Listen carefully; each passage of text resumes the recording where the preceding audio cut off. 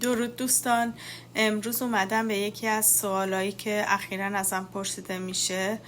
که آیا در این بیزینس فروش محصول وجود داره یا نه صحبت کنم.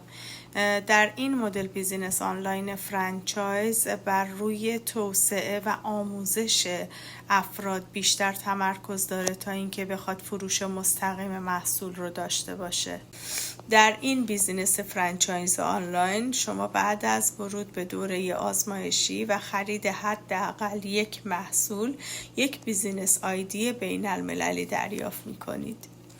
بعد از دریافت بیزینس آیدی بین المللی و با گذراندن دوره‌های آموزشی و ترینینگ هایی که از طرف شرکت مادر به شما دسترسی داده میشه، شما قادر هستین که به دیگران هم کمک کنین تا اینکه بیزینس